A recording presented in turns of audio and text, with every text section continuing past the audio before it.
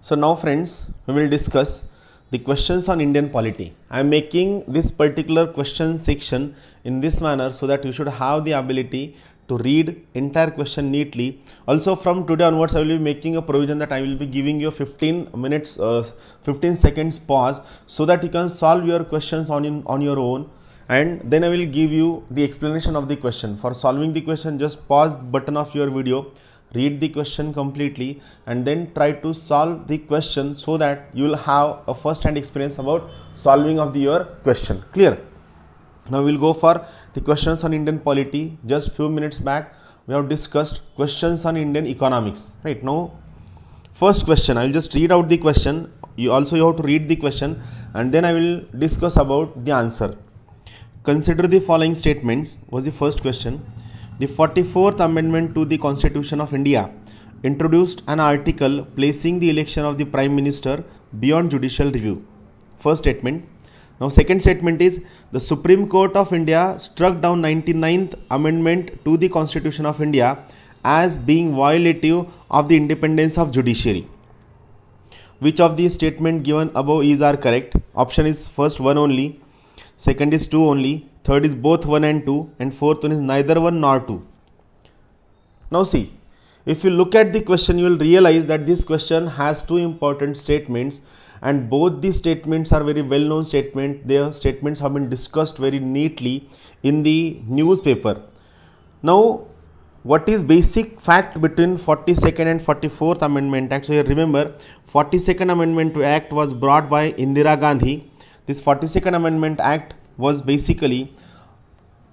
also called as mini constitution. This amendment act tried to make certain fundamental changes in the structure of Indian constitution, which was later on nullified by 44th Amendment Act. So in another way, we can say that this 44th Amendment Act has acted as an antidote to the 42nd Amendment Act.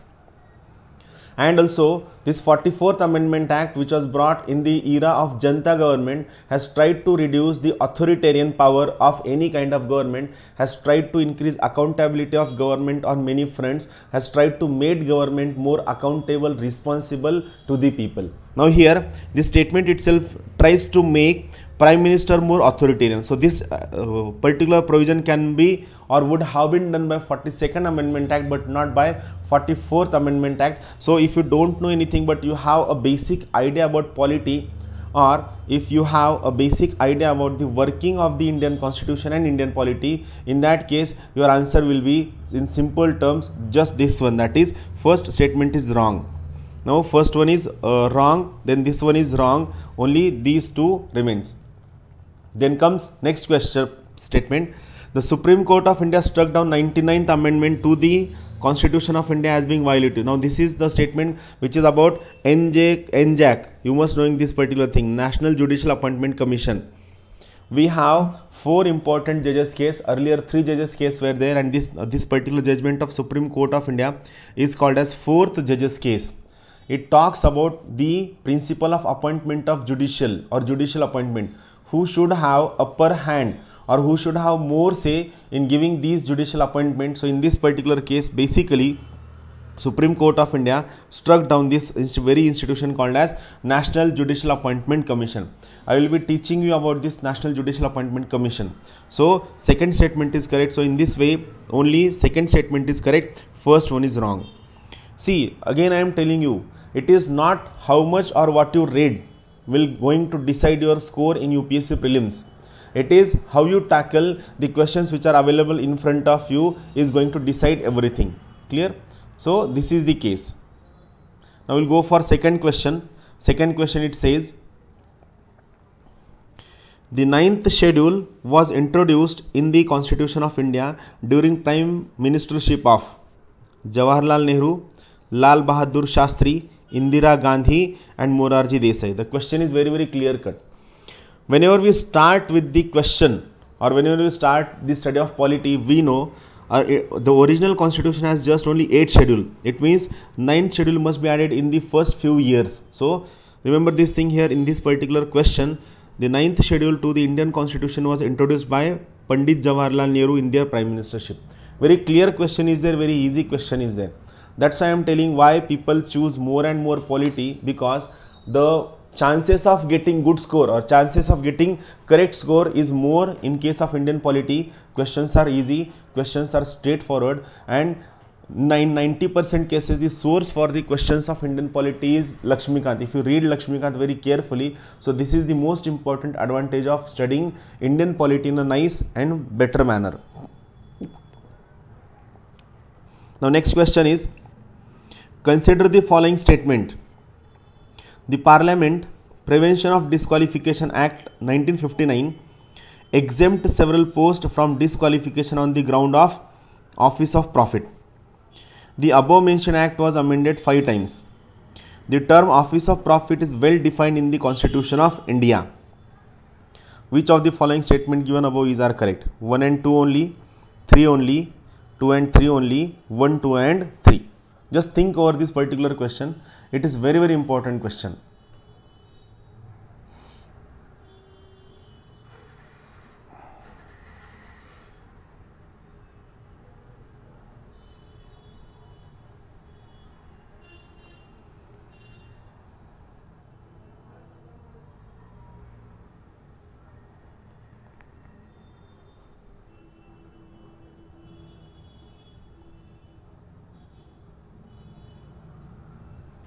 Now, coming to the question, see, if you go through this particular question, this is not a typical question which you can find in the Lakshmikant book. Means it won't happen that you open a particular page on Lakshmikant and you will find, array, there are 5 amendments to the act is there, this act is given and definition of office of profit is given. It is not that kind of question.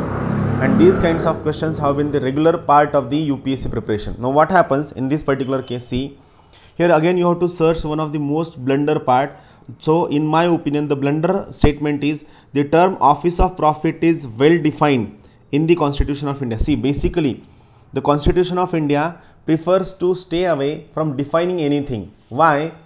I told you many times in the class, giving definition to anything limits its scope. That's why giving definition of office of profit is definitely going to affect the scope of this particular office of profit. So third one is blunder statement. So in all options where you find 3, the options are wrong. Like this one is gone, then C option is gone, then D option is gone. So final option remains correct is 2, and that is the answer. First statement is correct, second statement is correct. This particular act has been amended 5 times. I will just write down the year. The years are 1960, then 1992, then third one is 1993, then 2006, and recently it is 2013. So these are the years wherein this act particular amended 5 times. You have to use your logic. We'll understand when we are going to discuss all the last 25 years questions of polity and economy. Next question. Under which schedule of the Constitution of India can the transfer of tribal land to private parties for mining be declared null and void? Very interesting question. Now here, if you don't know anything, you could have confusion between 2 schedules. One is 5th schedule, second is 6th schedule.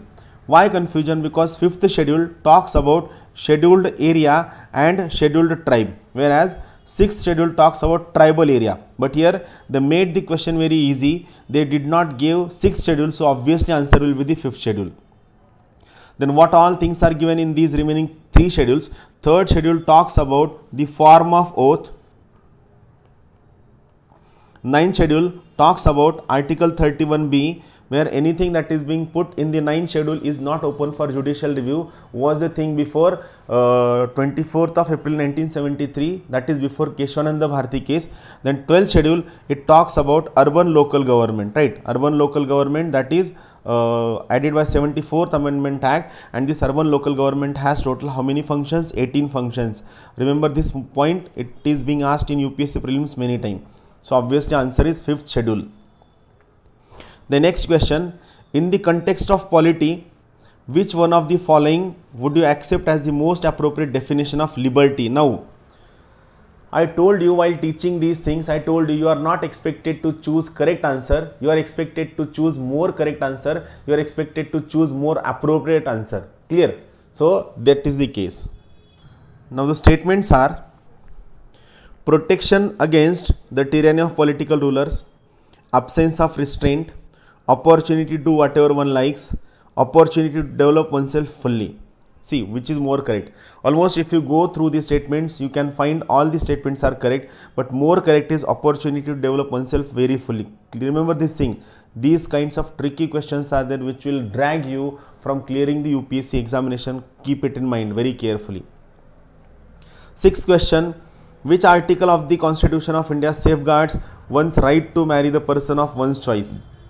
This particular choice or this particular statement is not mentioned anywhere in the Constitution. It clearly talks about Article 21, that is right to life and personal liberty. Article 21 is a colorless legislation which has been the most interpreted or most demanded or most changed article of the Indian Constitution, which says that every person has a right to choose his own life and personal liberty. And here choosing one's person for marriage is a right to life and of a liberty. So that's why Article 21 is the most correct answer. Then sixth question is, with reference to the Legislative Assembly of a state in India, consider the following statements. The governor makes a customary address to members of the house at the commencement of first session of the year. Second, when a state legislature does not have a rule on particular matter, it follows the Lok Sabha rule on that matter. Which of the following statement given above is are correct? One only, two only, both one and two, neither one nor two. Think for this question for a while. You will get an idea about the question and try to solve the question.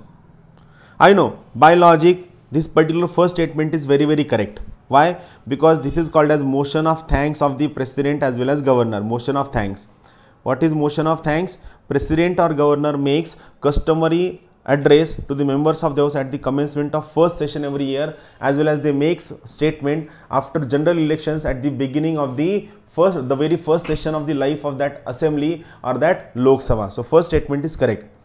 Now second statement, I know many of you have made it correct, but it is not the case. In case of state legislature, this particular thing is not mentioned anywhere in the Constitution. What it says? It says if anything that comes in front of state legislative assembly about what to do whenever there is no rule in front of state assembly for that particular case, he should follow the precedent which were there before the commencement of the Constitution in dealing with the thing. So this particular provision is not mentioned. So second statement is correct. If it is wrong, it is gone. This C option is gone. Neither one nor two. First one is correct. So correct answer is A. I know you almost 90% of you have marked 2 as a correct option. Eighth question, very important. Consider the following statements. The Parliament of India can place a particular law in the 9th schedule of the Constitution of India. Validity of a law placed in 9th schedule cannot be examined by any court and no judgment can be made on it. Which of the statement given above is are correct? One only, two only, both one and two, neither one nor two. Think for the question for a while.